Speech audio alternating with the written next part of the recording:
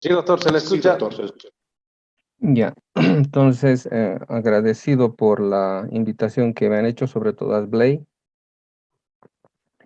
y el requerimiento de ustedes que están iniciando un doctorado sobre un tema bastante, no solamente actual debido a la crisis civilizatoria que estamos atravesando, sino también a la consecuente crisis de racionalidad que no puede dar razón de la crisis, y lo que muestra los límites de un conocimiento que por 5 siglos se ha autodenominado como infalible, perfecto, verdadero y racional, además universal.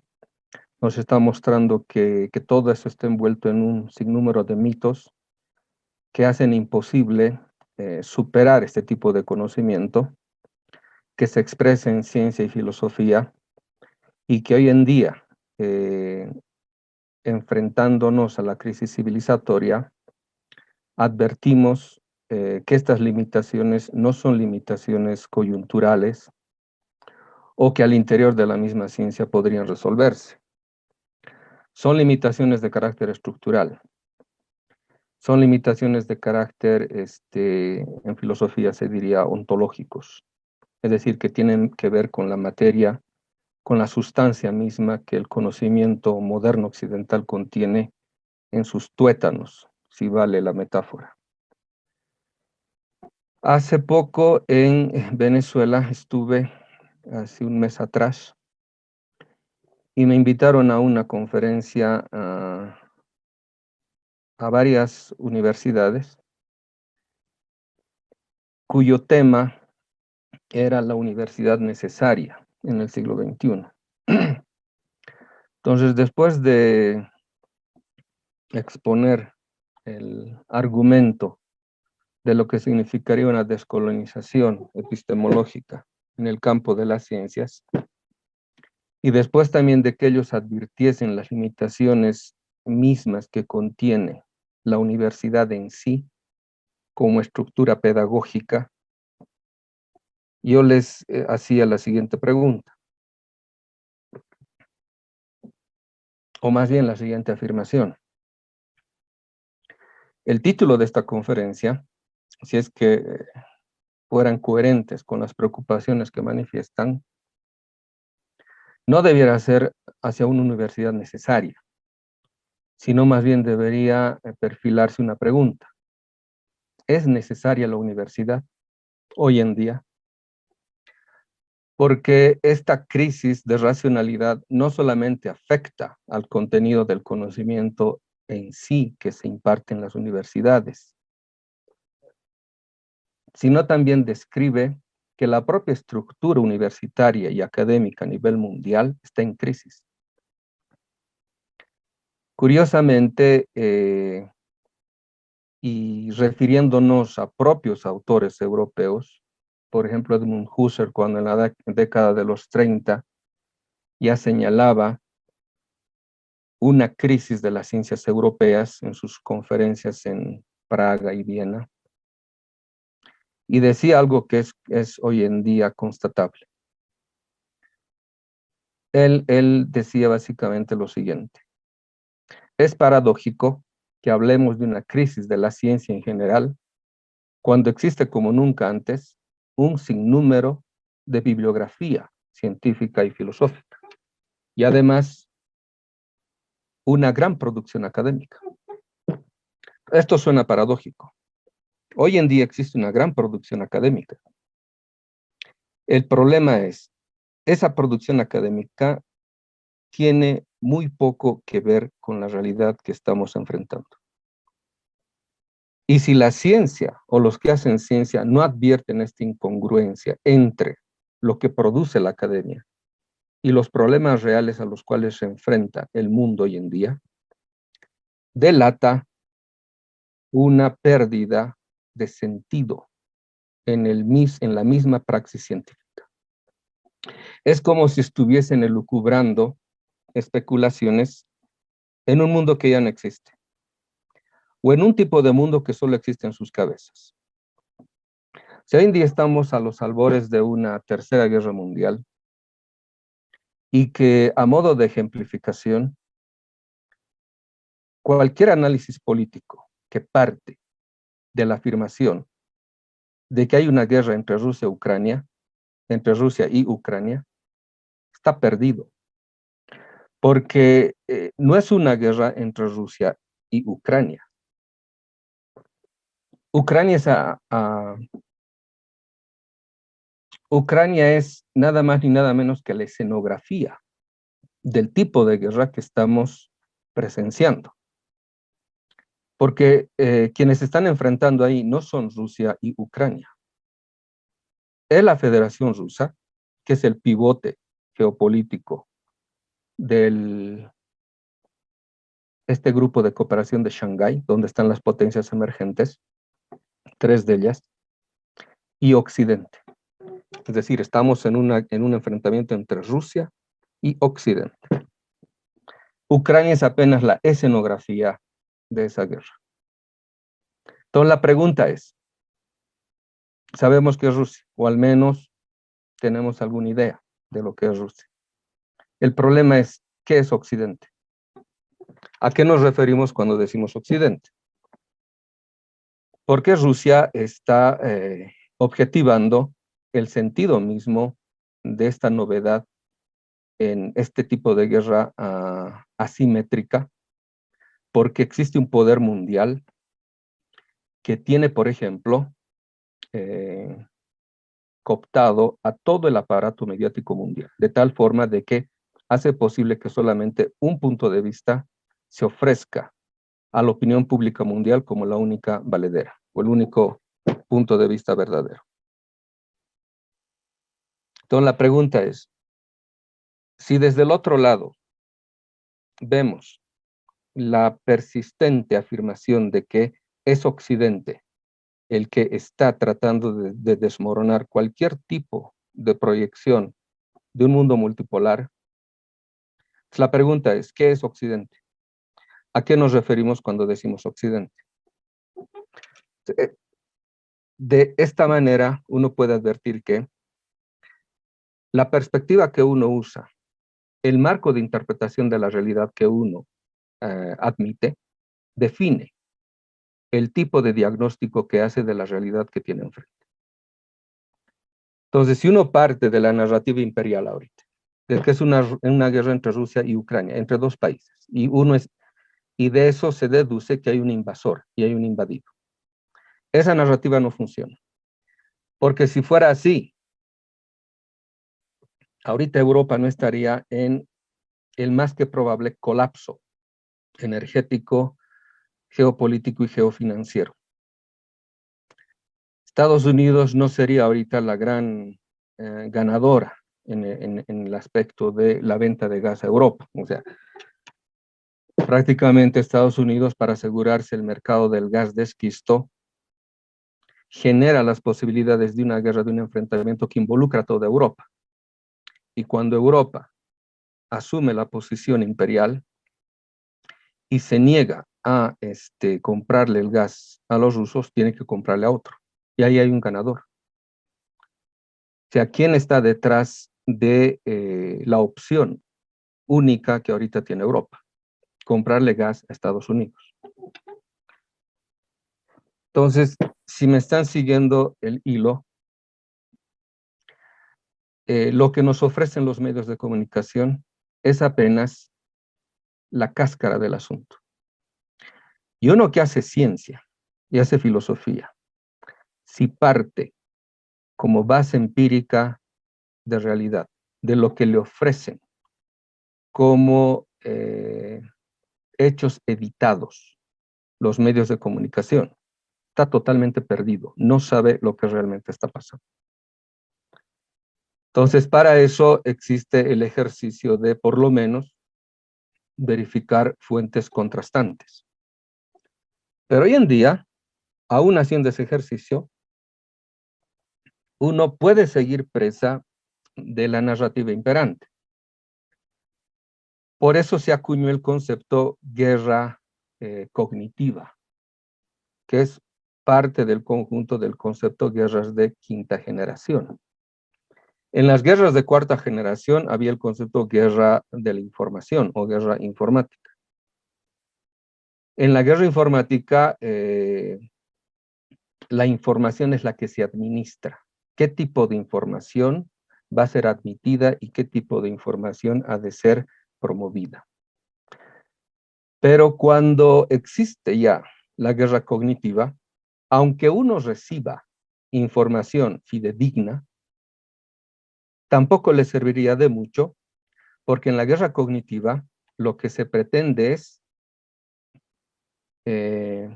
administrar el modo cómo pensamos y qué pensamos. Entonces estamos ante un fenómeno más complejo. Porque si está perfilado, manipulado el modo cómo pensamos y qué pensamos, de nada nos sirve una información fidedigna. Y esto es para entrar en tema. Hoy en día mucho se habla de pensamiento crítico. Pero ya la primera afirmación que quiero hacer. No todo aquel que critica es crítico. No todo aquel que habla de pensamiento crítico sabe lo que realmente es pensamiento crítico. No todo aquel que cree que está haciendo pensamiento crítico lo está haciendo realmente.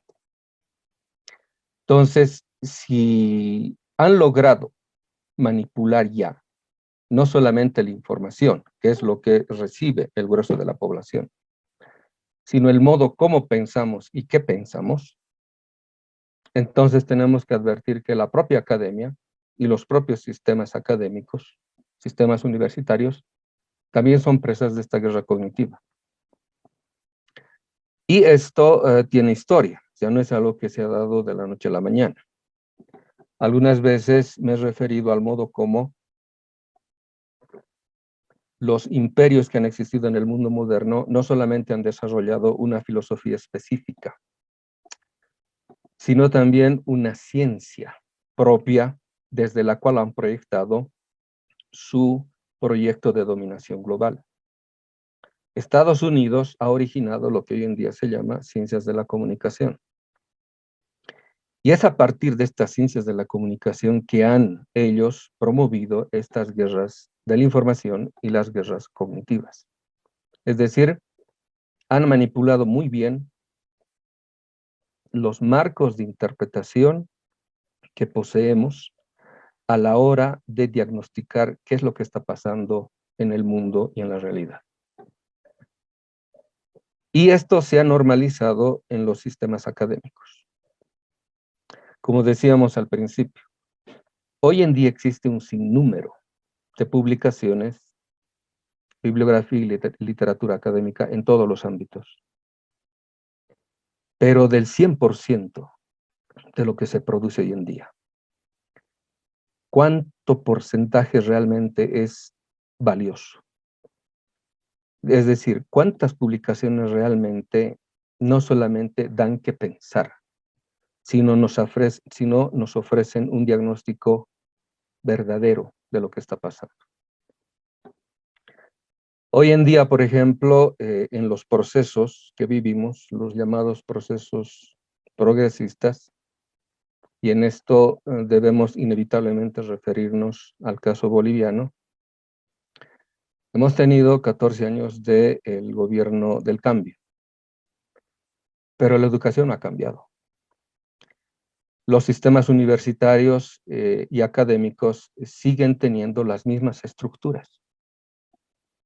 Y cuando se han configurado nuevas alternativas, entre comillas, han cometido el pecado de reiterar esas estructuras, y reiterando esas estructuras, lo único que han logrado es reproducir los mismos prejuicios, taras, que posee la academia, el sistema universitario, en su constitución como sistema. Y esto es grave, porque la pregunta es la siguiente para seguir el hilo de la reflexión. ¿Para qué sirve la universidad? ¿Qué es lo que realmente hace la universidad? ¿Cuál es el propósito que una academia debería tener? Y esto no es algo que nos vamos a inventar, es algo que eh, ha funcionado, funciona y siempre ha de funcionar porque un proyecto político, un proyecto nacional, un proyecto en el cual está involucrado un pueblo como sujeto de esa proyección, de ese proyecto político, necesita constituir un sistema que produzca el conocimiento pertinente para justificar y desarrollar el proyecto que ese pueblo se ha trazado. ¿Esto qué quiere decir? Los problemas que presenta la praxis política deben ser resueltos en la reflexión académica. Pero ¿qué sucede en nuestro país? No en vano, todo el sistema universitario ha estado en contra del proceso de cambio. Es más, en el golpe del 2019 fueron universitarios los que fueron el colchón de reclutamiento de la oligarquía para promover una insurrección oligárquica racista urbana contra lo más propio y lo más nuestro como contenido nacional, que es el pueblo objetivado en este proyecto llamado Estado Plurinacional. Esto quiere decir que la universidad no ha acompañado para nada al proceso de cambio. Y no lo ha acompañado, ¿por qué? Porque el sistema universitario ha sido vaciado de su contenido popular en la década de los 80 con el advenimiento del neoliberalismo. El neoliberalismo ha amputado el contenido popular que tenía sobre todo la universidad pública.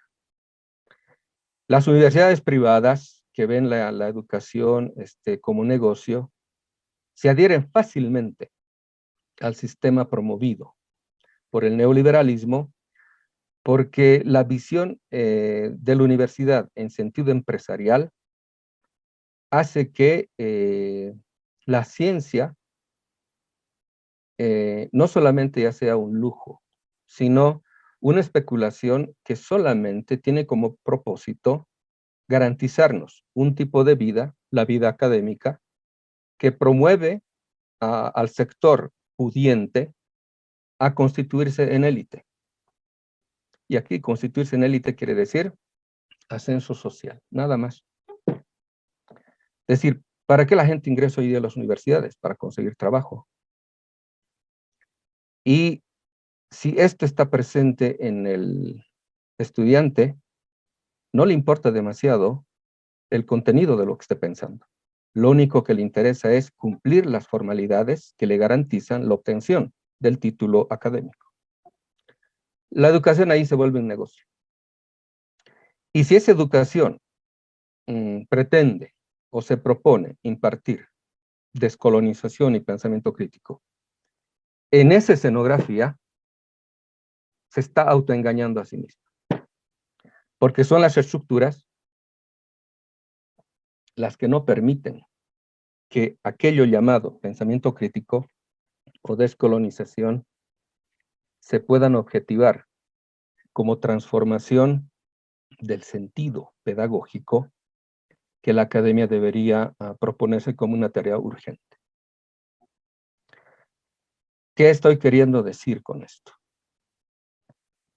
Ustedes tienen un doctorado en el cual me han invitado a llenar de contenidos el curso referente a descolonización epistemológica, pero el formato de ese curso puede ser el mejor de todos. El problema es quiénes lo imparten, qué imparten y cómo lo imparten. Ya como se dice, de plano les puedo decir, la descolonización y el pensamiento crítico no tienen a la academia como un núcleo de referencia de desarrollo de los contenidos de lo que podría ser la descolonización en sentido estricto y el pensamiento crítico actual. Es más, se puede decir hoy en día, aparece el pensamiento crítico como un mercado cautivo, Con un mercado cautivo quiere decir, antes no existían sendos programas, foros, eventos, conferencias en torno a esto que se llama pensamiento crítico. Otros eran los temas. Cuando aparece la necesidad de pensar lo que sería un pensamiento crítico, ¿cómo aparece la normalización de esto para que ingrese en la lógica del consumo? En este caso, del consumo académico. No para constituir sujetos críticos, simplemente para añadirlos a una currícula ya establecida. Es decir, para que el estudiante se llene o acumule más conocimiento, pero que ese conocimiento no le cambia, simplemente le informa. Es decir, uno se llena de un montón de información. Entonces el pensamiento crítico aparece en congresos aquí y allá, que más parecen circos académicos, en los cuales toda la gente va con su paper, con su publicación, etcétera, y lo único que persigue es la acreditación, para que eso les sirva después como créditos, para después seguir sumando estos, para lograr títulos académicos. Es decir, ahí la pregunta debería ser seria, que uno debería hacerse. ¿De qué me sirve lo que estoy conociendo? Es una pregunta simple, de lo más sincera y honesta.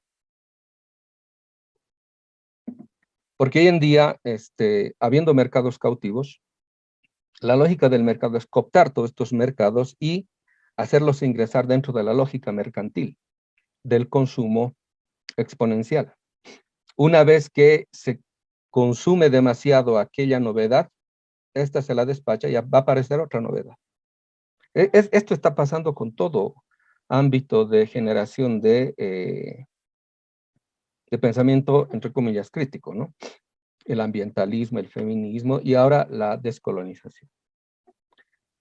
La descolonización ha ingresado también en este circuito academicista de circos llenos de congresos, de foros, eventos en los cuales uno para ingresar a aquello le basta leer un librito que diga qué dice Miñolo, qué dice este otro, qué dice Quijano, qué dice Dussel, después saca un resumen y lo presenta, le pone un título bonito, lo va a presentar, tiene 15 minutos de exposición, hay veces no hay ni preguntas, etcétera, pero ya está dentro de el formato y eso les sirve para seguir acumulando créditos y si les cae bien a alguna gente que tiene peso, entonces la gente se arrima a aquellos porque siempre hay vacas sagradas que aparecen, que tienen contactos, que administran muy bien el uso de los nuevos términos, de los nuevos conceptos, etcétera, tienen vinculaciones con editoriales, tienen vinculaciones con grupos que están empezando a trabajar cosas, o sea,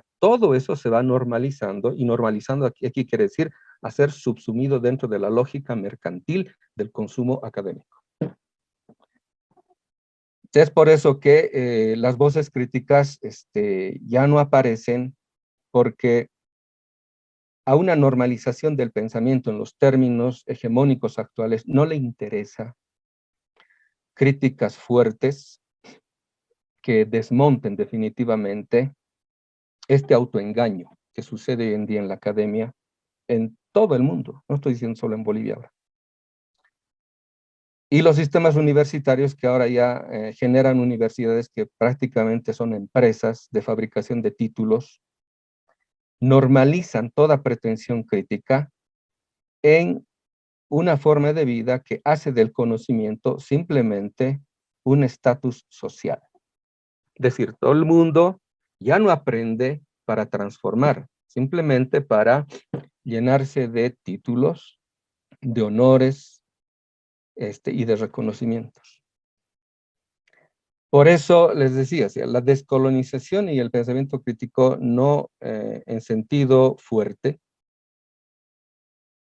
cuando cuestionan esto, por aquellos mismos que están promoviendo de boca para afuera estos conceptos fuertes, ¿no? Descolonización, pensamiento crítico, etcétera, no son bien vistos.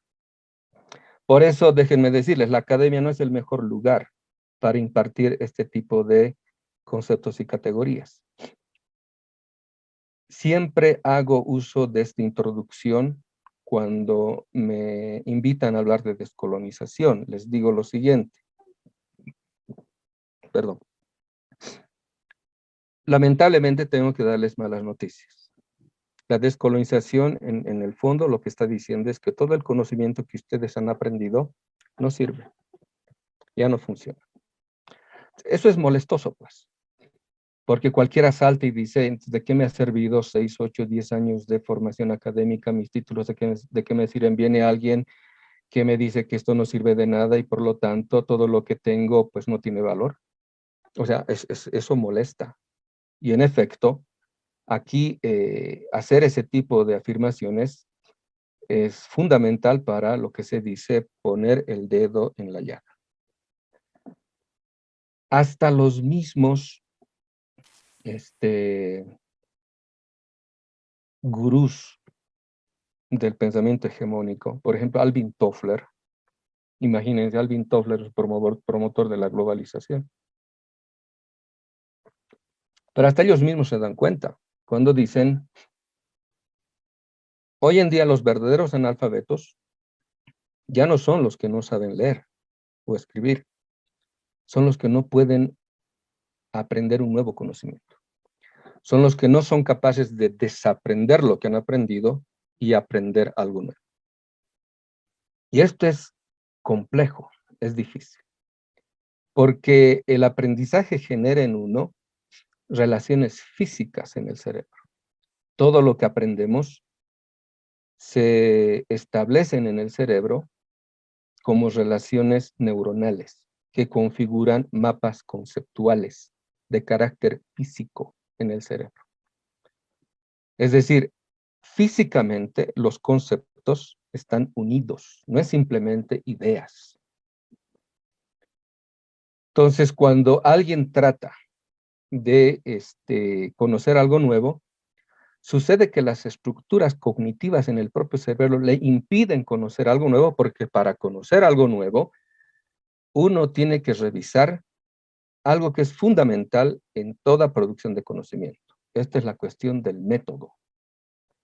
Es decir, ¿cómo es posible conocer algo nuevo? ¿Cómo puedo saber que realmente estoy conociendo algo nuevo? Es decir, un investigador que no se pregunte este tipo de cosas aparece como un ingenuo, lo cual es un contrasentido, porque la ciencia es la superación de la ingenuidad. Entonces, cuando alguien se hace este tipo de preguntas y realmente cava fondo, como se dice, puede constatar fácilmente de que el conocimiento actual no le brinda las herramientas posibles y necesarias para darse cuenta de el conjunto mítico ideológico como único sostén del conocimiento que cree científico y filosófico. Para ponerles un ejemplo, un equipo de científicos liderados por el matemático, astrofísico, Anatoly Fomenko, que no es ningún improvisado. Perdón, ya les he dicho, es un matemático, invitado por la Royal Society de Londres para investigar ciertos desfases de la cronología de los eclipses que no podían resolver los científicos ingleses. Invitan a Anatoly Fomenko, allá por la década de los 80s, 90s.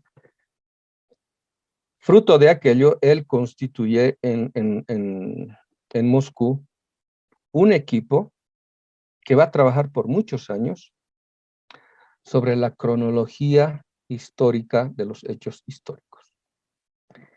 Y va a sacar un conjunto de volúmenes que, traducido al inglés, se llama Historia, Ciencia o Ficción.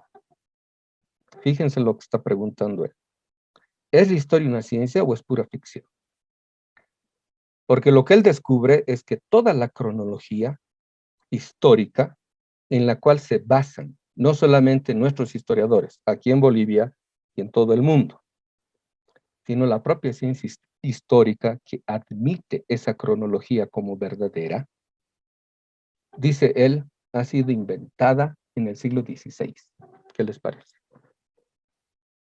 Es decir, esa cronología no tiene mayor profundidad histórica más allá del siglo XVI. Es decir, toda la ciencia histórica moderna admite como verdadera la cronología que ya la imponen gente como Joseph Scaliger y Petavius en el siglo XVI. Y que después de aquello, toda la ciencia histórica que ha promovido Occidente, Alemania, Francia, Inglaterra, eso vamos a llamar la Europa ontológica, como el concepto Occidente. Al principio, ¿se acuerdan? Nos referíamos, ¿no? ¿Qué es Occidente? Y vamos a decir, Occidente es la Europa ontológica, Inglaterra, Francia, Alemania, más la expansión ontológica llamada Estados Unidos, que ustedes saben conforma parte del mundo anglosajón. ¿Cierto? A Canadá, Australia, es el mundo anglosajón, conforma también parte de Occidente.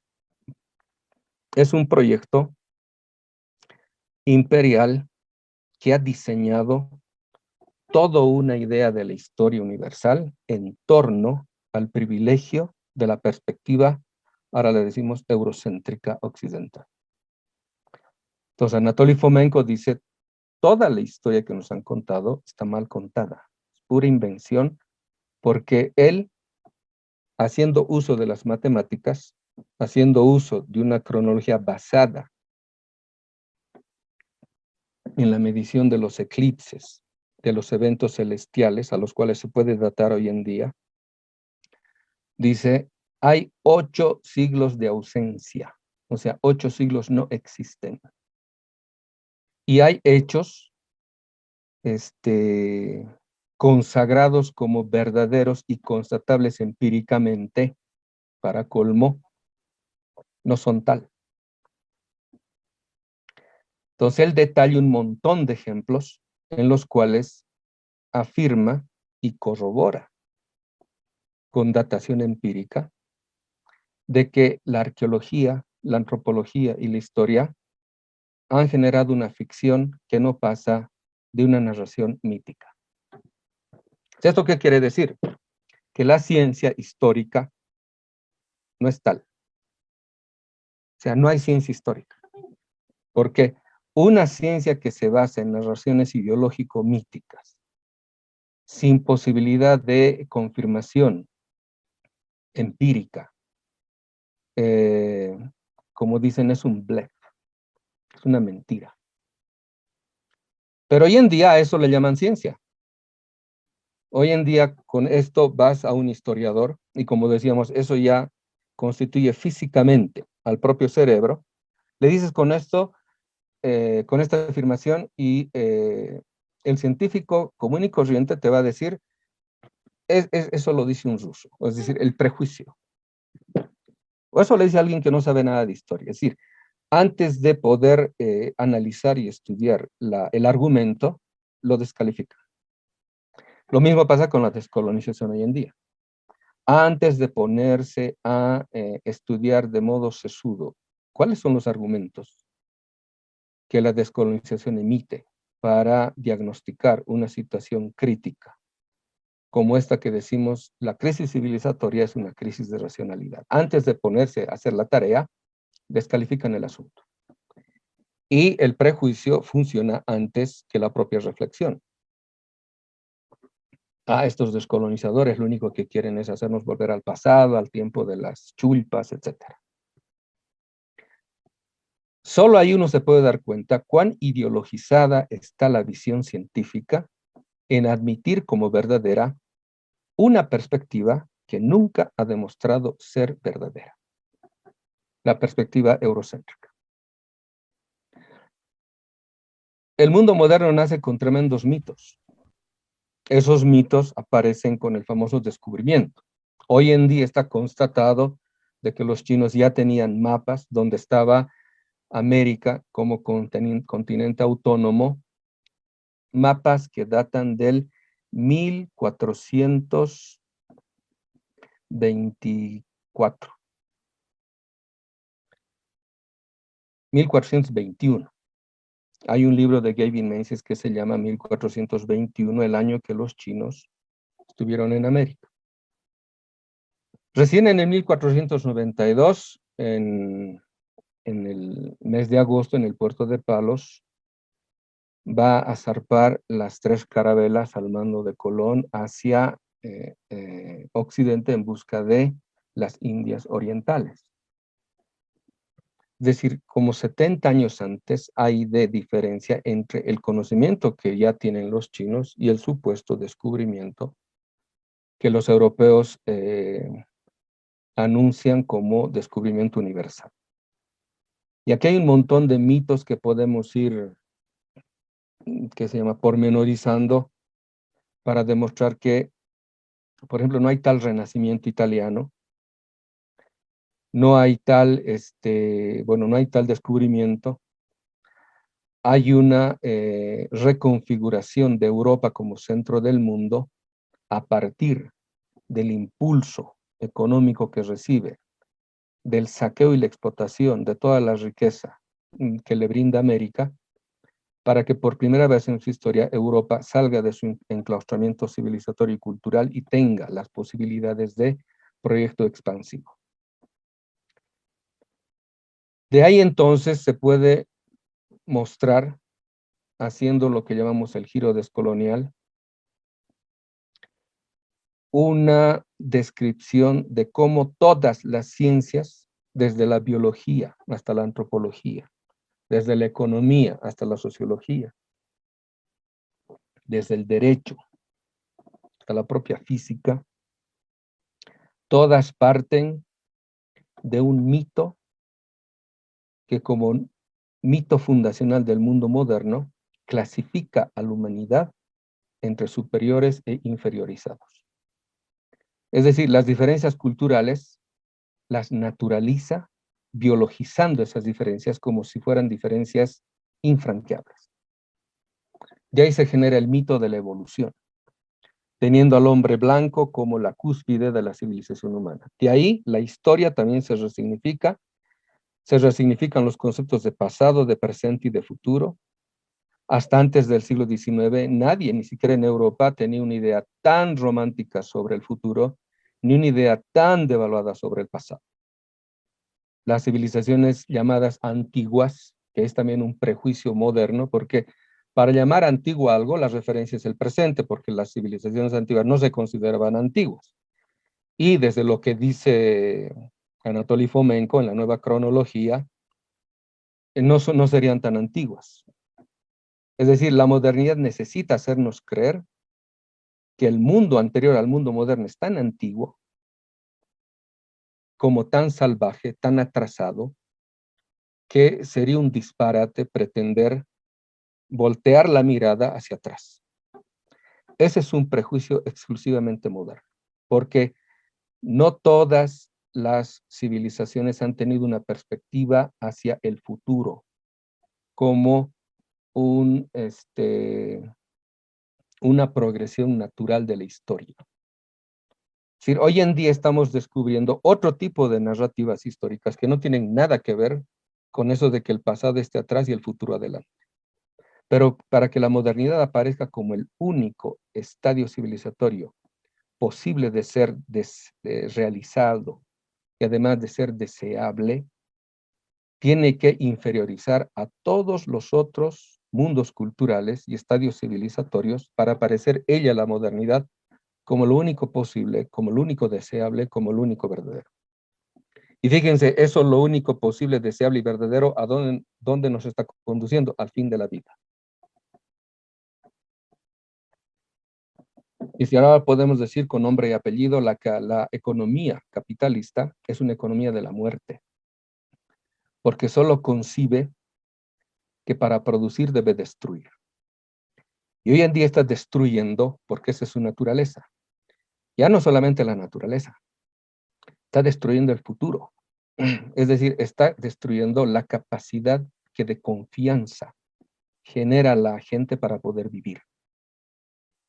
Con el COVID ya lo he demostrado eso. Fíjense con el asunto del COVID. No toda la ciencia médica estuvo de acuerdo con los protocolos que emitió la OMS.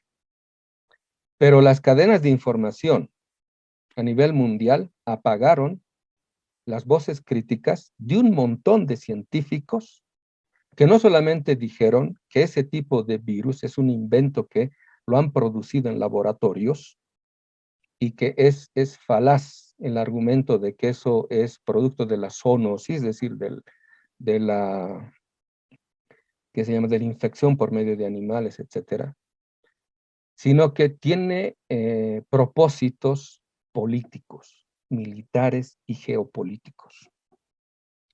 Hoy en día, por ejemplo, con el asunto de las vacunas, no todo el mundo científico está a favor del uso de las vacunas, pero lo único que se escucha en la televisión como información certificada por la OMS son los científicos, no solamente que se han creído la narrativa de la farmacia global, o sea, los verdaderos triunfadores del COVID, de la famosa pandemia, porque son los que se han vuelto ricos, sino también aquellos científicos que son pagados por este tipo de capitales que por especulación juegan a hacer negocios hasta con la salud, con la alimentación y ahora con el futuro de la humanidad.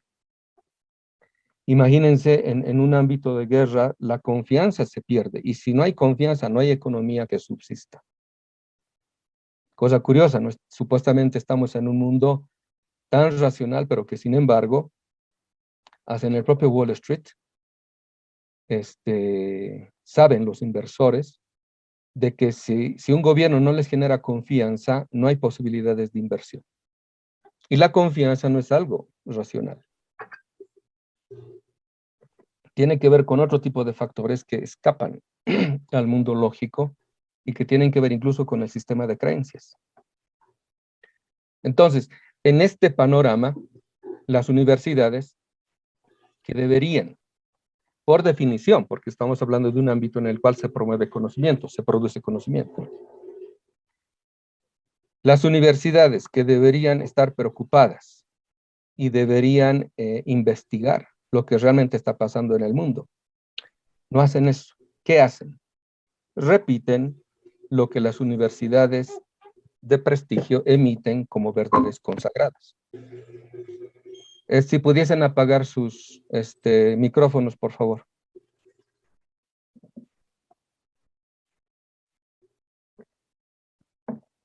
Las 10 más importantes universidades a nivel mundial son privadas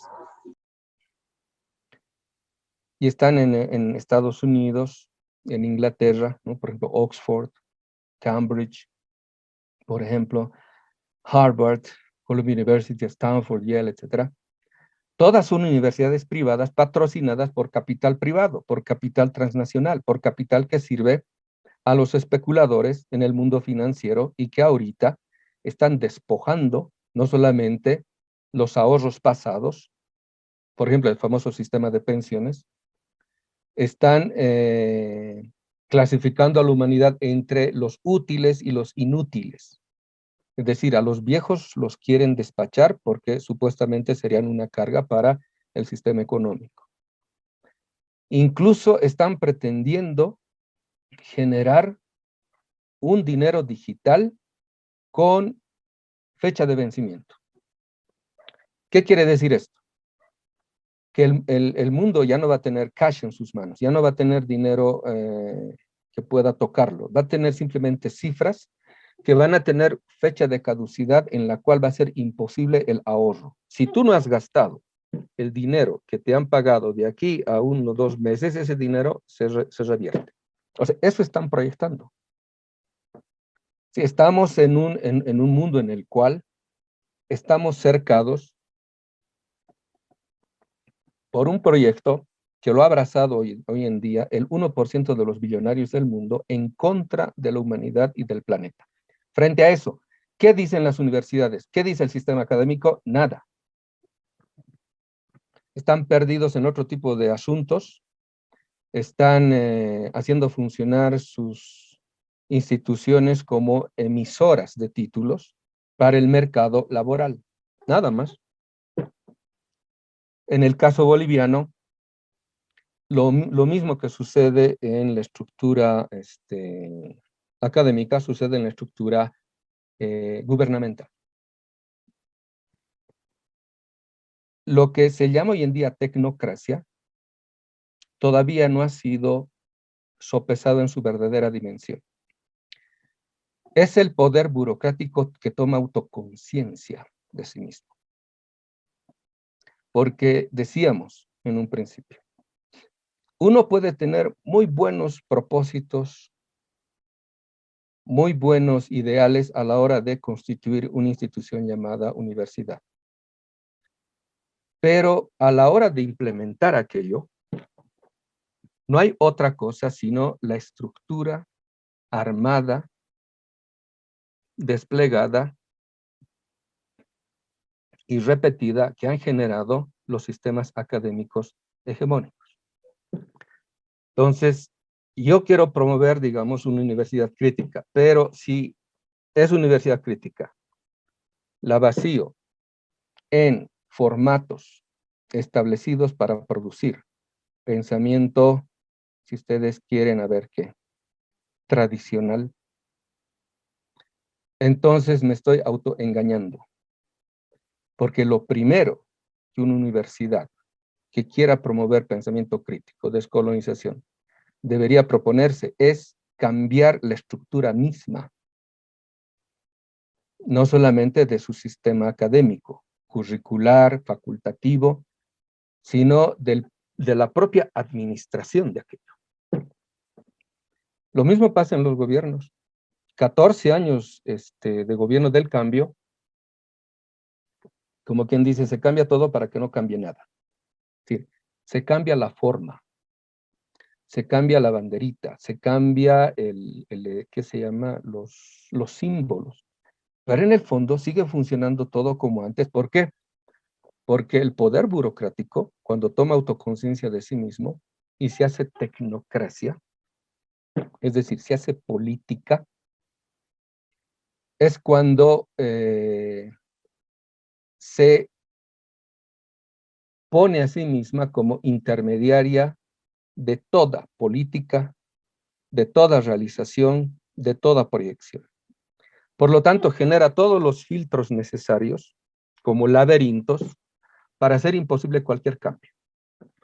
Y porque el burócrata, cuando toma conciencia de sí mismo, es decir, cuando se hace político el burócrata, sabe que la única forma de permanencia en el poder es hacer creer a todos que este burócrata es insustituible, es irreemplazable. Pero este poder de intermediación es el que genera el divorcio, el alejamiento, la disociación entre, por ejemplo, un líder y su pueblo. Generan todo tipo de cercos que hacen imposible la conexión entre, porque un pueblo elige lo que un líder está promoviendo y proponiendo como nuevo proyecto, que esté emanado por el pueblo, pero cuyo portavoz es el líder. Cuando se produce esta disociación y estos intermediarios, el poder de intermediación política, para hacer su permanencia insustituible, necesariamente debe generar todo un circuito que encierre al líder en la imposibilidad de conexión con aquello que le debería alimentar sus contenidos proyectivos en tanto proyecto estatal.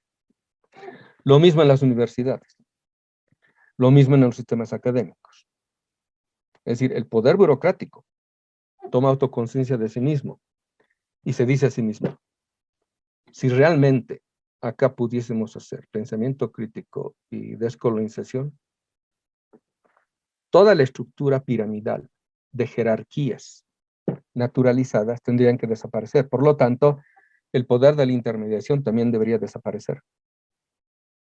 Es decir, ahí el contacto con lo más sugerente, valioso de todo proyecto político, que es el factor pueblo, que debería de modo ya no simbólico, sino material, de contenido, atravesar la propia estructura académica, haría prescindible este tipo de intermediación política. Pero cuando quienes asumen el gobierno, la dirigencia, no tienen bien claras las cosas, a lo único que se dedican es a agarrarse de lo ya dado, de lo ya establecido. Y por lo tanto necesitan contar con gente que les facilite el asunto y además que les sirva como referencia y advertencia de qué es lo que puede hacerse y qué es lo que no puede hacerse. Ese es el poder burocrático. Porque lo que se puede hacer y lo que no se puede hacer deviene inevitablemente de lo establecido. Entonces, desde lo establecido, aunque se vista de nuevas caretas, lo único posible es la inercia propia de una institución que ahora parece actuar por cuenta propia. Por eso podemos llamarnos Estado plurinacional, pero en el fondo seguimos actuando como Estado colonial. ¿Por qué? Porque las estructuras de nuestro Estado son liberales. Y con liberales quiero decir, son eurocéntricas. Con eurocéntricas quiero decir, son burguesas. Y con burguesas quiero decir, son modernas. Porque la modernidad es la cosmovisión de la burguesía. Fíjense, por ejemplo, ¿qué se dice de toda revolución pedagógica? ¿Quieres instaurar una revolución pedagógica? El primer lastre de aquello son los propios docentes, son los propios profesores. Eso lo podemos ver bien en La Paz, con el URMA, con el magisterio trotskista. Los trotskistas se ríen de la ley Avelino Ciña, porque para ellos la única ciencia es la ciencia que está en los libros, que promueve la academia, que promueve el sistema pedagógico imperante, que vienen sobre todo de 4 países, Inglaterra, Alemania, Francia y Estados Unidos. Y nunca se ponen a pensar que esa idea de ciencia que están defendiendo es la ciencia burguesa. Y ellos que se creen defensores del proletario, lo único que defienden y admiten como verdadero es la ciencia que está en contra del proletariado, la ciencia burguesa. Y esa ciencia burguesa está llena de prejuicios, y esos prejuicios constituyen sistema de creencias. Ese sistema de creencias posee una cosmovisión, y esa cosmovisión se llama modernidad. Por eso uno de los grandes lastres de nuestros procesos populares es que la dirigencia de izquierda es bien eurocéntrica. Lo único que admite como verdadero, posible y deseable es el mundo que ha constituido el eurocentrismo, la modernidad, el capitalismo. Por eso se creen los grandes mitos que la ciencia ha consagrado y el capitalismo desarrolla, el desarrollo y el progreso. Es decir, todos quieren todos quieren un país desarrollado, un país progresista, etcétera, y no saben que en ese deseo están abrazando la cosmovisión de quienes nos han dominado, nos dominan y nos quieren seguir dominando. Y la prueba y la constatación de aquello es que la izquierda, por ejemplo, nunca ha cuestionado las categorías básicas que en toda política son el sustento ético de todo proyecto político. Por ejemplo, ¿qué entiende por bien y por mal la izquierda? ¿Qué entiende por verdad y falsedad? Para ponerse de nuevo en el ejemplo,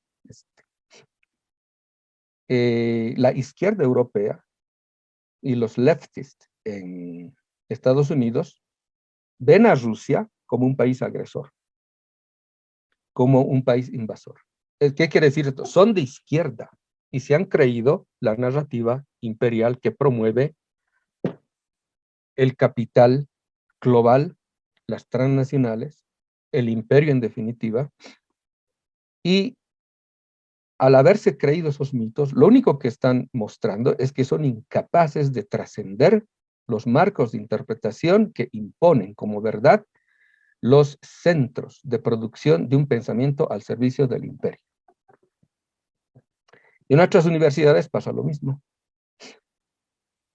Entonces ustedes ven un montón de analistas que salen de nuestras universidades, que están por la televisión o la radio, etcétera, y repiten todo lo que dicen las cadenas internacionales, porque hoy en día ser analista es lo más fácil del mundo. Yo les digo a algunos alumnos en ciencias políticas, ¿no? Desgraciadamente, el único futuro que ustedes tienen es ser analista, y ser analista en ciencia es ser nada. Porque incluso el propio Hegel, que es uno de los gurús de la filosofía dura, moderna, hasta él mismo admite que el ámbito del análisis no es todavía el camino de la ciencia. Es decir, en el análisis uno disecciona la realidad como si estuviese muerta, quieta, sin movimiento. Pero cuando la realidad está quieta, está muerta, sin movimiento. Entonces, ser analista es bien fácil. Ahorita, por ejemplo, hay un montón de información. Y simplemente tener tu computadora, tener tu Wi-Fi, tener el internet. Te agarras de 2, 3 ideitas, ves algunos de tus opinadores favoritos. Después de eso, deduces cositas, les pones tu firma y luego vas eso a comentar en el canal de televisión que te invitó, nada más. Eso nomás es hacer análisis hoy en día. Pero como decía, ¿no? O sea, de tanta publicación que se hace académica, ¿cuánto porcentaje realmente es valioso? De todos los analistas que existen, ¿quién realmente te puede dar un diagnóstico acertado de lo que realmente está pasando? Todo lo que hacen los analistas es describir fenómenos, pero todos sabemos que en ciencia, si la esencia de las cosas estuviese a flor de piel, se viera directamente, la ciencia no serviría de nada. Precisamente porque la esencia de las cosas no se manifiesta a flor de piel, es porque es necesaria la ciencia. Entonces, si quiero hacer ciencia, tengo que saber atravesar el mundo de la apariencia. Y hoy en día el mundo de la apariencia no es el mundo que estamos viendo, no, el mundo de la apariencia son los hechos informativos que produce la mediocracia global, los medios de información. Esa es la apariencia hoy en día. Si yo parto de esa apariencia, jamás voy a describir un ámbito esencial.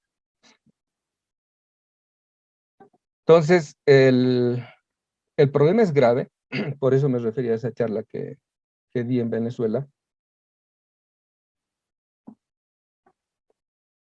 que hay que tocar fondo. O sea, hay que ser consciente de la gravedad del asunto. Solo tocando fondo, uno puede tomar en serio lo que está viviendo y lo que está pasando. Entonces, si tocamos fondo, realmente hay algo de qué preocuparse. Y en última instancia, es algo que lo tiene que involucrar a uno como persona. Es decir, lo que decía al principio. La pregunta más simple que uno tiene que hacerse, pero también la más necesaria es, ¿qué hago con el conocimiento que ya sé? ¿De qué me sirve esto que estoy aprendiendo? ¿Cuál es su utilidad en mi vida? Y eso tiene que ver con la ética, pero la ética ha sido despachada ya de las facultades universitarias desde que adviene no solamente el positivismo, desde que adviene la filosofía analítica, peor cuando viene el posmodernismo donde se relativiza todo. Desde Weber, cuando ya delimita la demarcación entre juicios de hecho y juicios de valor. Hasta Popper, cuando ya prácticamente desecha cualquier idea de ciencia, a no ser la que él señala, estatuye e impone como lo que debe ser la ciencia. Y aquí hay muchos repetidores como loro de lo que dice Popper.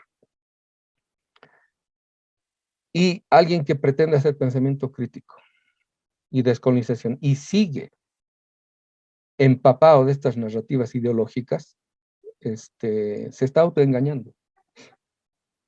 Entonces, la ética aquí tiene que ver demasiado a la hora de ponerse a preguntar en qué consiste una descolonización y en qué consiste hoy en día una redefinición necesaria de lo que es pensamiento crítico. Porque, como decía, ¿no? La mayor parte de la gente que se inscribe a estos cursos, lo único que quiere es el cartoncito. Pero decíamos, se está autoengañando. Y en la ciencia ya no hay autoengaño. Entonces se está mintiendo a sí mismo. Entonces es lo que dice mucha reflexión hoy en día en el campo de la mística, ¿no? Lo único que busca hoy en día la gente es la seguridad, no busca la verdad. Porque para buscar la verdad, uno tiene que poner en suspenso todo lo que sabe. Tiene que saber descreer, ser escéptico de todo lo que ha aprendido y todo lo que le han enseñado. Solo de ese modo se puede empezar de nuevo. Y empezar de nuevo quiere decir aquí nacer de nuevo. Y hoy en día la ciencia incluso ha desechado ya la reflexión en torno a lo que es verdadero y lo que no es verdadero, porque ya no le interesa hacerse las preguntas serias. Porque si la ciencia ya no busca la verdad, cualquier cosa que diga es justificable. Para eso existe la filosofía analítica que produce 1.000 argumentos para ser coherente lógicamente un argumento. Es decir, ya no necesitas de la verdad. Y si ya no necesitas de la verdad, lo que sabes y lo que conoces, ya no tiene una importancia en torno a la vida. Simplemente es un artefacto, algo que te da estatus, algo que te hace fluible en tus discusiones de café o en tus charlitas o conferencias que puedas dar. Cuando la gente ya no busca la verdad, solo busca la seguridad, ya no le interesa lo que es verdadero o lo que no es verdadero. Lo único que le interesa es acomodarse. Y cuando busca la seguridad, desgraciadamente busca lo menos seguro que hay. Por ejemplo, ¿qué cree la gente que es lo más seguro que hay? Tener dinero. ¿Qué pasa si ahorita se viene un colapso económico donde la economía mundial se viene abajo? Su dinero no va a servir de nada porque los bancos lo primero que van a hacer para salvarse a sí mismos es dejar de emitir moneda. Uno va a ir a los cajeros y ya no va a tener nada que recoger del cajero. Lo que ha pasado en Argentina, el famoso corralito. Como ni esto es seguro, la gente vive en constante incertidumbre. Y la trampa también consiste en que el mundo académico se vuelve un mundo que le promete a uno ascenso social. Y cuanto más asciende socialmente, esto involucra más gastos. Por lo tanto, mantener el tipo de ingresos que le hace posible costearse los nuevos lujos que adquiere. Por eso todo es inseguro. ¿Por qué? Porque ningún trabajo es seguro, por lo tanto uno empieza a autoexplotarse porque en la vida competitiva necesita él demostrar que él es el único que puede hacer tal trabajo. ¿Por qué? Porque afuera hay como 20, 30, 100, 1000 gentes que están esperando un error suyo para que salga. Es decir, buscar hoy en día lo seguro es lo menos inseguro que hay, pero todo el mundo busca la seguridad y buscando la seguridad se pierde a sí mismo. Es decir, la educación ya no es una vocación. Estudio ciencias políticas, sociología, etcétera. Ya no porque me interesa conocer la vida, la sociedad, promover una idea de lo que sería mi país, etcétera. No, simplemente para tener un título, para hacer docencia o para ganar consultorías, etcétera. Punto. Ahí no estoy haciendo ciencia, no estoy haciendo filosofía, menos pues pensamiento crítico o descolonización.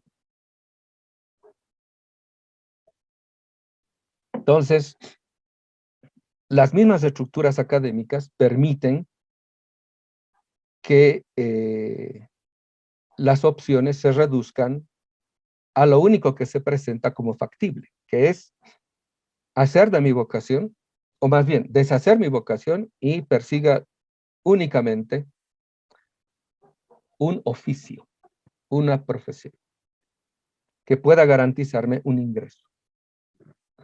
Y ahí yo colaboro a que el mundo siga desmoronándose, siga colapsando, yo no tenga ninguna capacidad de transformación de aquello. Y curiosamente, descolonización y pensamiento crítico tienen que ver con transformar, no solamente la realidad, sino transformarse uno mismo.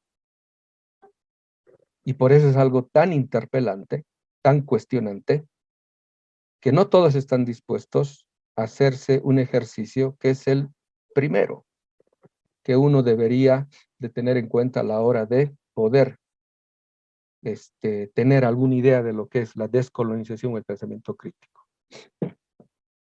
Esta pregunta fundamental que uno siempre tiene que hacerse. Lo que decíamos al principio. ¿De qué me sirve lo que conozco? ¿Para qué conozco lo que conozco? En definitiva, ¿para qué hago ciencia? Entonces, cuando decíamos, ¿no? La interpelación es ética, y la ética es lo que menos se estudia en las universidades. Y para colmo, si pretendiésemos enseñar pensamiento crítico, descolonización, en este tipo de reflexión, que involucra la ética como un componente sustancial de este tipo de apuesta, uno tiene que prácticamente ponerse en situación crítica. Por ejemplo, algo bien simple, a ver, pónganse a pensar esto. Todo el mundo quiere y cree tener alguna idea positiva sobre su mundo, sobre su realidad y sobre sí mismo. Por lo tanto, abraza una perspectiva. Hoy en día, por ejemplo, ¿no? Con lo del vivir bien. Bueno, yo abrazo el vivir bien porque creo en la Pachamama. Ok, la afirmación está bonita, simpática. Pero devolviéndonos al campo ético, todo empieza en uno. Hoy en día la gente ve ya la infidelidad como algo normal. La pregunta que uno debería hacerse es, si uno no es capaz de ser fiel a alguien a quien le ha prometido serle fiel, si no es capaz de mantener esa fidelidad a una persona, ¿cómo va a serle fiel a una idea? ¿Cómo va a serle fiel a los cristianos, a un Dios? ¿Cómo va a serle fiel a la Pachamama? ¿Cómo va a serle fiel a un proyecto de vida? ¿Se dan cuenta? O sea, la pregunta ahí es fundamental. Si uno no es capaz de serle fiel a alguien concreto, particular, ¿cómo va a ser fiel a algo más grande? Por eso el pensamiento crítico molesta, porque lo primero que te dice el pensamiento crítico es, la primera crítica es la autocrítica.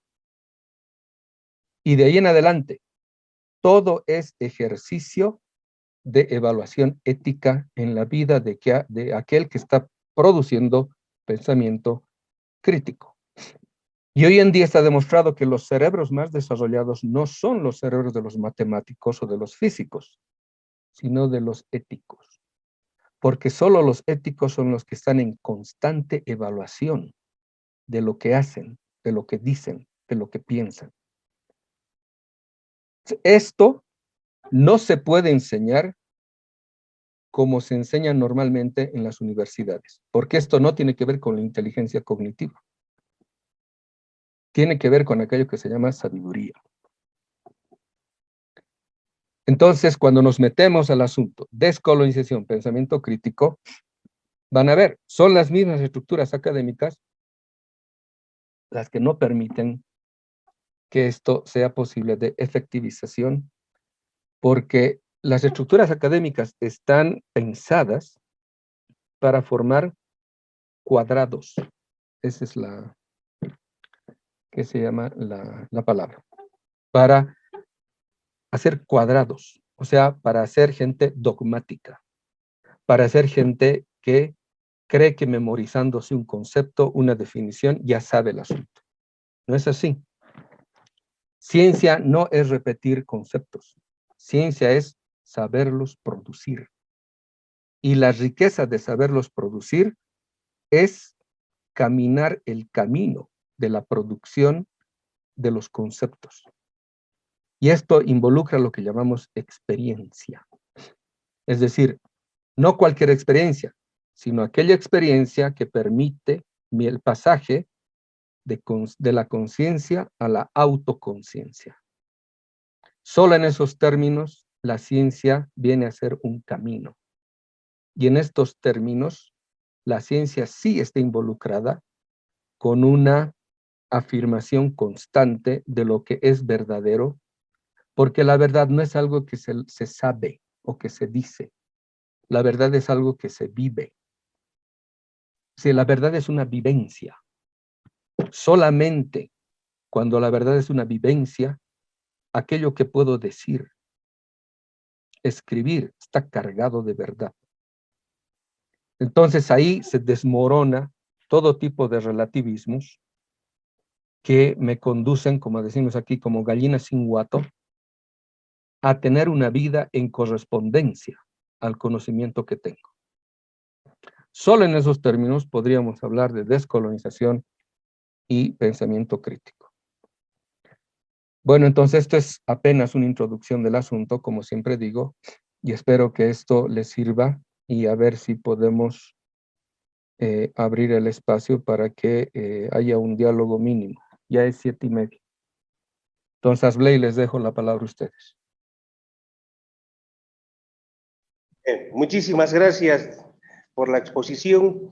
Bueno, vamos a abrir un pequeño espacio para que puedan escribirnos con algunas preguntas nuestros queridos doctorantes y poder despejar esas dudas, mi estimado doctor Rafael Bautista, para que también pueda quedar un poco más claro toda la explicación. Entonces vamos a tomar nota de las preguntas y le vamos a pasar para que usted pueda justamente en base a ello darnos algunas respuestas. Gracias.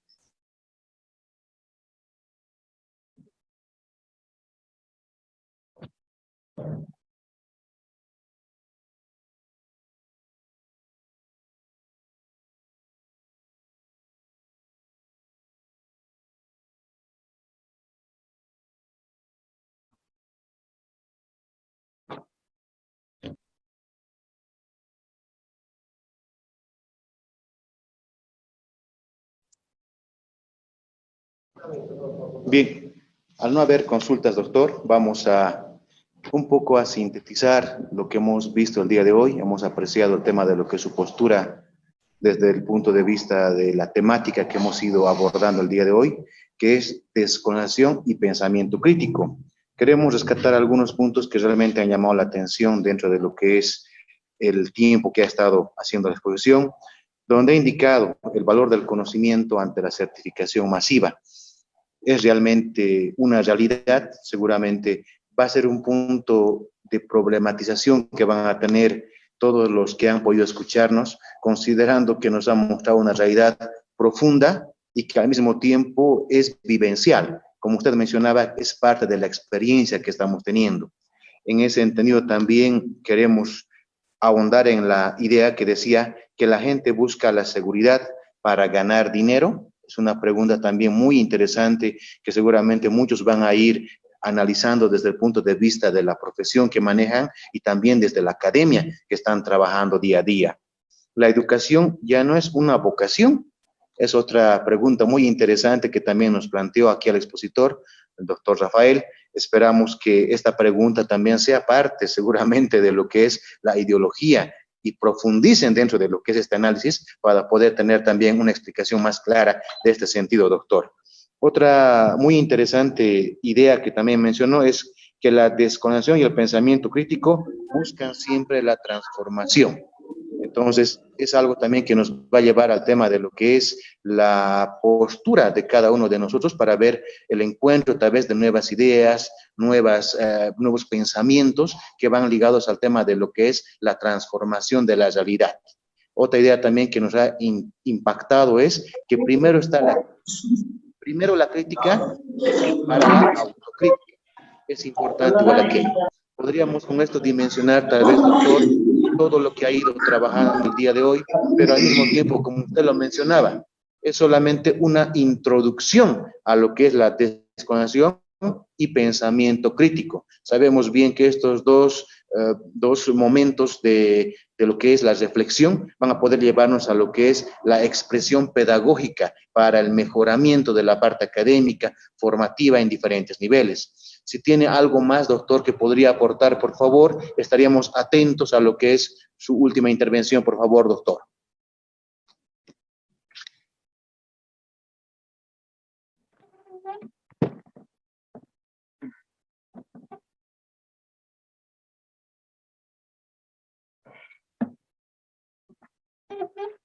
Bueno, a ver, una simple acotación ahí,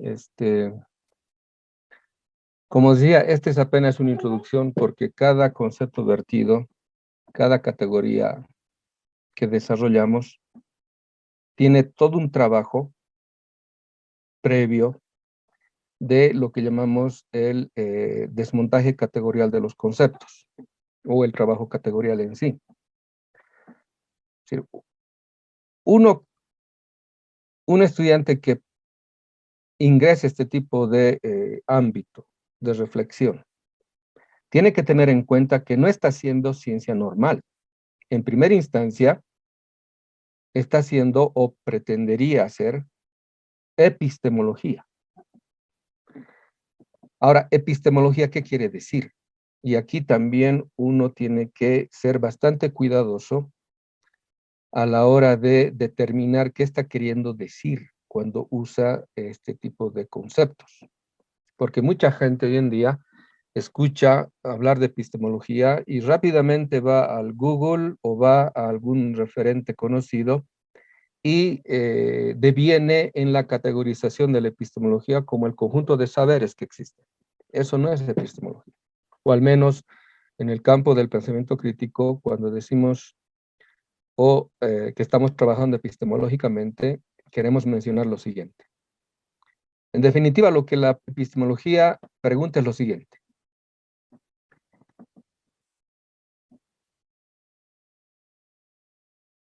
¿Qué es eso que llamamos pensar cuando pensamos lo que pensamos?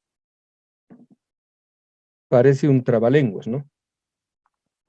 O sea, la cuestión es la siguiente. Cuando uno está pensando algo. Y cuando uno está pensando, está realizando un ejercicio, una praxis reflexiva. Pero la pregunta es, ¿qué sucede en uno? ¿Qué pasa con uno cuando uno está pensando aquello que está pensando? Esta pregunta es fundamental por lo siguiente. Porque cualquier conocimiento que adquiero me constituye. Es decir, no es que yo adquiera un conocimiento como adquiriría una camisa, o un saco, o un pantalón. Es algo más complejo. Es algo que me está determinando, que me está, ¿qué se dice esto? Constituyendo como subjetividad. Ser consciente de esto es ser consciente de que el pensamiento, perdón, la ciencia es profundamente política. Por eso cuando el otro día estaba viendo a alguien que se graduó de filosofía política, ese es como si es un pleonasmo, ¿no? O sea, la filosofía en definitiva es política, la ciencia es política. En este sentido, en términos generales, la ciencia es ideológica. ¿Por qué? Porque lo que le interesa a la ciencia es producir un tipo específico de subjetividad. Si yo no soy consciente qué tipo de subjetividad está produciendo en mí el conocimiento que estoy conociendo, soy un ingenuo. Me pueden estar metiendo gato por liebre. O sea, ahí no estoy haciendo ciencia, porque hemos dicho, ¿no? En ciencia no hay autoengaño. Entonces, cuando nosotros hablamos de epistemología, como el ámbito en el cual uno se pregunta acerca de lo que es pensamiento crítico, el sujeto está totalmente involucrado en lo que está conociendo. Entonces ahí se deshace esta lógica metodológica sujeto-objeto. Yo ya no estoy enfrentado a objetos. Desde el momento en que yo estoy involucrado, yo mismo estoy siendo determinado. por el tipo de conocimiento que estoy produciendo. Es decir, está cambiando algo en mí. Por lo tanto, ahí mi referencia, si algo está cambiando en mí, ya no es ante un objeto, es ante un sujeto. Ahora, pensar la relación sujeto-sujeto es un cambio cualitativo y merece otro tipo de acceso metodológico. Por ejemplo, el mundo se está viniendo abajo. Todos los conocimientos que creíamos verdaderos se están colapsando. Entonces, la pregunta es, otra vez, el método. ¿Cómo se conoce de nuevo todo? ¿Cómo se conoce lo nuevo? ¿Por qué? Porque la deducción inmediata es, ¿para qué estoy conociendo? El mundo se está viniendo abajo, pero la vida debe seguir siendo posible. Por lo tanto, mi conocimiento me debe servir para producir un mundo nuevo. Entonces, ¿cómo se hace eso? Y si yo no estoy involucrado en esa reflexión, el mundo para mí sigue siendo una ajenidad. O sea, algo que no me conmueve. Y si no me conmueve, no me interesa. Por lo tanto, ¿qué me va a interesar cambiarle, transformarle? No me interesa. Tiene que interesarme cambiar, transformar el mundo, porque estoy advirtiendo la inminencia de un colapso civilizatorio, y ese colapso civilizatorio puede acabar con la vida, porque la vida no es simplemente vivirla, la vida tiene que tener sentido para vivirla. Y si la vida no tiene sentido, ¿de qué sirve que esté viviendo? ¿Se dan cuenta de la complejidad del asunto? O sea, si yo no estoy involucrado en el conocimiento que estoy adquiriendo y en el conocimiento que estoy produciendo, de nada sirve que conozca. Entonces, este tipo de reflexiones, preguntas, sobrepasan y trascienden cualquier tipo de evaluación académica que usualmente se usa hoy en día. Entonces, ahí, ¿cómo mido si alguien realmente ha aprendido lo que es pensamiento crítico? Ya no puedo desde los criterios de evaluación académica usuales. Tengo que formularme otros. ¿Se dan cuenta? O sea, el pensamiento crítico y la descolonización son ámbitos en los cuales nada está escrito, determinado, hecho. No, todo está por hacerse. Y esto es algo que hasta en el campo de la física cuántica, los mismos físicos que se hacen también estas preguntas, porque ellos saben de los límites del conocimiento moderno y de la necesidad de contar con un nuevo modelo explicativo, de un nuevo paradigma, que ese es el término técnico que se utiliza en la ciencia. Ellos se dan cuenta de que hoy en día realmente la gente ya no conoce. ¿Por qué? Porque todo lo que cree conocer es simplemente lo deducido de lo ya conocido. Y toda la academia, todos los sistemas universitarios son lo que hace posible que uno simplemente haga deducción de lo ya conocido. Por eso, todos los docentes formateados, cuadriculados, en este conocimiento que está colapsando, no van a admitir que sus estudiantes desdigan, contradigan sus dogmas y los van a aplazar. ¿Por qué? Porque no están capacitados para recepcionar conocimiento y pensamiento nuevo, porque tampoco tienen criterios para evaluar si realmente es novedoso lo que están produciendo sus estudiantes, y ni siquiera el estudiante tiene criterios para realmente verificar si lo que está produciendo es algo nuevo.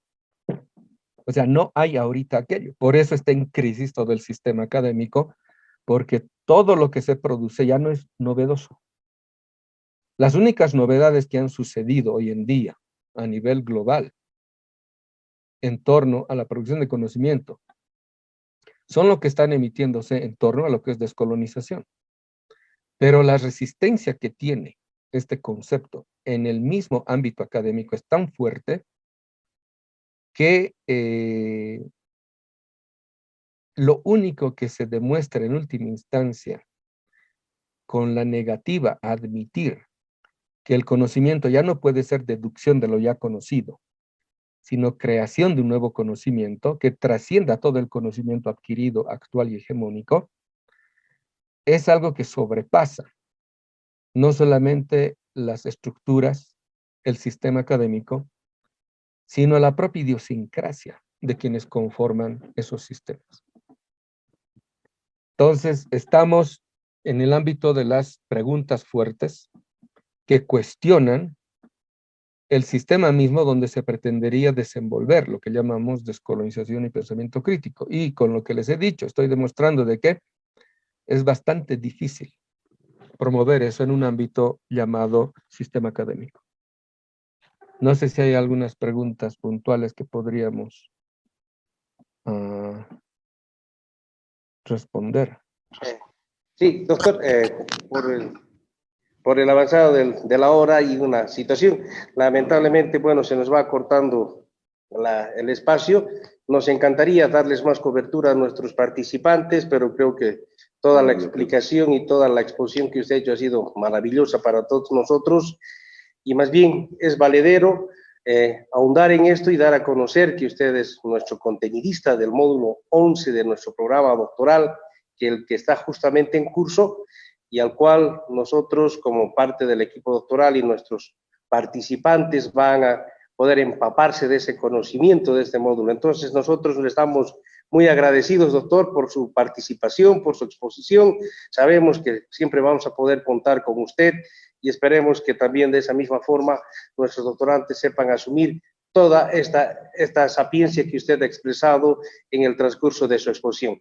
Bueno, antes de cerrar, le voy a ceder la palabra aquí a mi colega Omar para agradecer también su participación, a nombre de la universidad y de quienes están a cargo de toda esta institución. Adelante, colega Omar.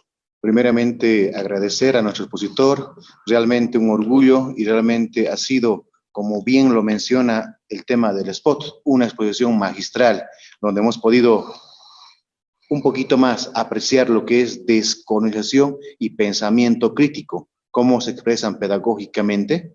Realmente, doctor, nos sentimos muy halagados con su participación, sentimos que esta conferencia no debería acabar, seguramente ha de haber otro momento que vamos a poder compartir sus conocimientos, su experiencia y sobre todo ese amplio bagaje de lo que es sabiduría que tiene, como usted lo mencionaba en su exposición. Agradecemos también, doctor, aprovechando la circunstancia, primeramente a las autoridades que nos han acompañado por redes sociales, agradecidos también a los docentes, a los estudiantes de los diferentes programas que vienen atravesando dentro de lo que es la universidad pedagógica. Agradecidos con todos ellos y agradecidos con usted para poder seguramente ver en otro momento algún espacio para poder seguir compartiendo esas ideas que son realmente dignas de destacar dentro de lo que es la universidad y sobre todo dentro de lo que es la sociedad en general. Licenciado Ashley, como estaríamos creo dando por culminado, si hubiese algo más. Bueno, sí, más que decir, doctor, le agradecemos por su participación tan amplia y tan cooperativa como siempre para brindarnos toda su experiencia y su punto de vista referente a una realidad que justamente usted lo ha enfocado muy bien, que muchos no lo quieren ver ni asumir referente a lo que son los cambios que está existiendo y no lo queremos asumir. Bueno, pues doctor, le agradecemos nuevamente, será hasta una próxima oportunidad. Muchísimas gracias por su cooperación y por habernos expresado en esta su exposición muchos puntos de vista que nos tienen que llevar al análisis y a tratar de generar algún tipo de respuestas y algún tipo de mejoras en lo que debe ser nuestro proceder como profesionales y como gentes y agentes de cambio. Muchísimas gracias, doctor. Si tiene algo más que decir, es suyo el micrófono.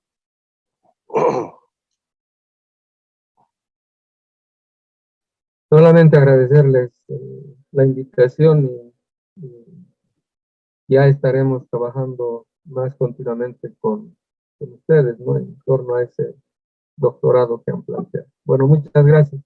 Hasta luego.